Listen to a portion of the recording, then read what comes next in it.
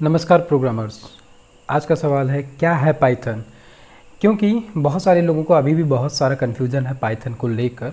तो आज मैं इस वीडियो में पूरा डिटेल में बात करूंगा कि पाइथन क्या है, कौन से लोग इस पाइथन को कर सकते हैं, क्या ज़रूरी है पाइथन से पहले पढ़ना और इसके आगे पाइथन सीखने के बाद में क्या क्या स्कोप हैं। तो हम एक एक करके सारी चीज़ें समझेंगे और जानेंगे, क्योंकि ये सवाल बहुत लंबे समय से आपके दिमाग में चल रहा होगा। बहुत सारे लोग इस समय ऑनलाइन प्लेटफॉर्म्स पर वीडियो के माध्यम से यूट्यूब पर और फेसबुक पर क्या कहते हैं इंस्टाग्राम पर आपको बार बार कहीं ना कहीं देखने को मिल जा रहा होगा कि पाइथन पढ़िए, पाइथन कोडिंग सीखिए। तो आपके दिमाग में ये सवाल ज़रूर होंगे। तो पाइथन प्रोग्रामिंग लैंग्वेज असल में एक प्रोग्रामिंग लैंग्वेज है जिसकी मदद से हम तरह तरह के कोड लिख सकते हैं, कर सकते हैं, और ये कई सारे फील्ड्स में इस समय बहुत ही बेस्ट है। और पाइथन इसी वजह से इस समय ज़्यादा पॉपुलर है क्योंकि एक आसान लैंग्वेज भी है। इसके साथ में इसको करने के लिए आपको क्या चीज़ों की ज़रूरत है, वो सारी चीज़ों की बात हम एक एक करके कर लेते हैं कि पाइथन प्रोग्रामिंग लैंग्वेज में किसके लिए है पाइथन प्रोग्रामिंग लैंग्वेज, कौन इसको कर सकते हैं। तो इसके लिए चाहे स्कूल के स्टूडेंट हैं, चाहे कॉलेज के स्टूडेंट हैं, चाहे प्रोफेशनल्स हैं, या आपने इससे पहले कोई भी प्रोग्रामिंग लैंग्वेज पढ़ी है या नहीं पढ़ी है, आप बिल्कुल पाइथन कर सकते हैं। आप बिल्कुल शून्य में हैं, कुछ भी नहीं जानते हैं, तब भी आप पाइथन प्रोग्रामिंग पढ़ सकते हैं, कर सकते हैं, क्योंकि ये बहुत ही आसान है। अब सवाल ये आता है कि पाइथन से क्या क्या कर सकते हैं, क्योंकि पाइथन एक प्रोग्रामिंग लैंग्वेज है। दैट मीन्स कि इतना तो सिंपल है कि इससे आप कोडिंग ही कर सकते हैं, लेकिन कौन कौन से तरीके की कोडिंग हो सकती है इतना दिमाग में ज़रूर रखिए। आसान है, बस आपको थोड़ा मोटिवेशन के साथ में कंप्यूटर पे लगना ज़रूरी है। अगर आप कंप्यूटर पे आराम से 2 4 10 घंटे, मतलब कि कम से कम 6 से 7 घंटे दिन का दे सकते हैं, तो आप पाइथन प्रोग्रामिंग बहुत आराम से सीख सकते हैं। तो अगर हम बात करें कि पाइथन प्रोग्रामिंग से क्या क्या कर सकते हैं, सबसे पहली चीज़ वेब डेवलपमेंट। मतलब आप जैसे मोबाइल पर या क्या कहते हैं अपने लैपटॉप पर जो भी चीज़ें देखते हैं, सर्च करते हैं, वो सब कुछ वेब डेवलपमेंट का ही हिस्सा है। क्योंकि आप जो कुछ भी वेब डेवलपमेंट के थ्रू कर रहे हैं, अब चाहे वो यूट्यूब है, फेसबुक है, इंस्टाग्राम है, ये सब कुछ वेब डेवलपमेंट का ही एक पार्ट है।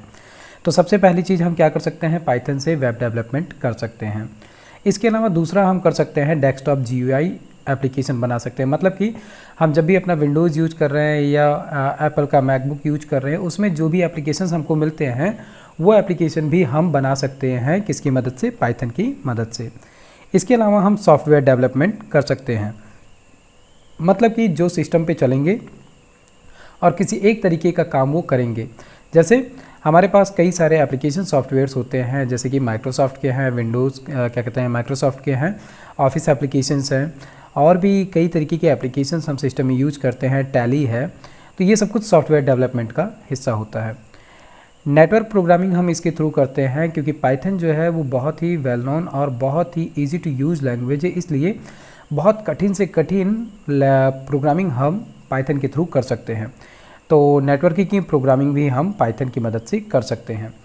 इसके अलावा इस समय जो सबसे ज़्यादा क्रेजी और सबसे ज़्यादा बूम पर है वो है गेम डेवलपमेंट। हम पाइथन की मदद से बहुत आराम से गेम का डेवलपमेंट कर सकते हैं। यकीन मानिए, जिनको कुछ भी नहीं पता है वो अगर इत्मीनान से महीने भर पाइथन को पढ़ लें तो वो गेमिंग के प्रोग्राम्स बना सकते हैं। क्यों?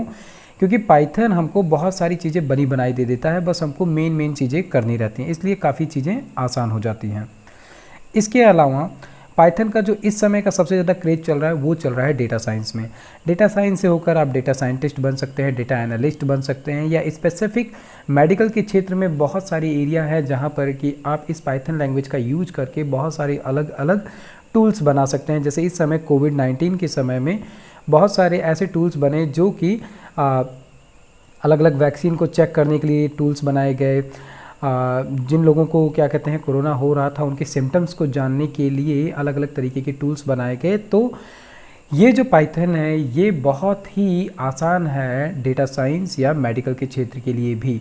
बहुत सारे मेडिकल के बच्चे बहुत ही आसानी से पाइथन का लैंग्वेज जो है वो सीख जाते हैं, क्योंकि ये बहुत ज़्यादा कठिन नहीं है। हाँ, शुरुआत में ज़रूर ये कठिन लगता है, लेकिन उतना ज़्यादा कठिन नहीं है।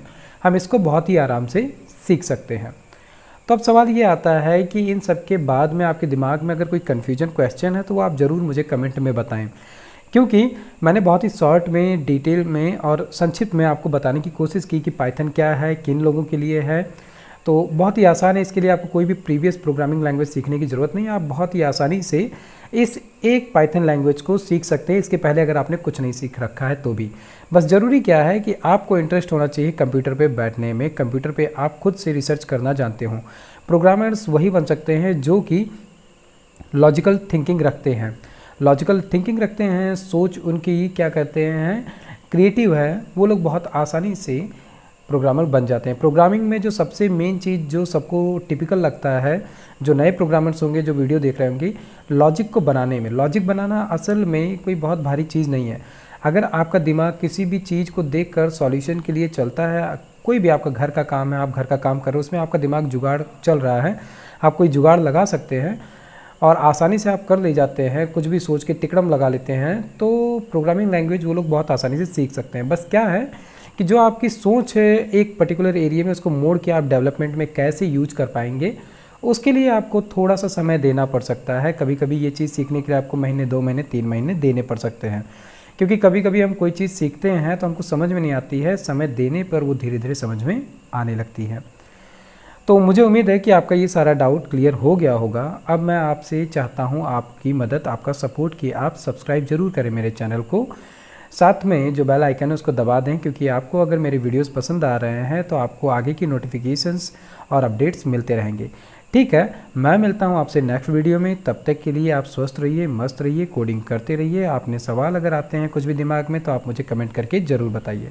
मैं मिलता हूँ नेक्स्ट वीडियो में, तब तक के लिए धन्यवाद, नमस्कार।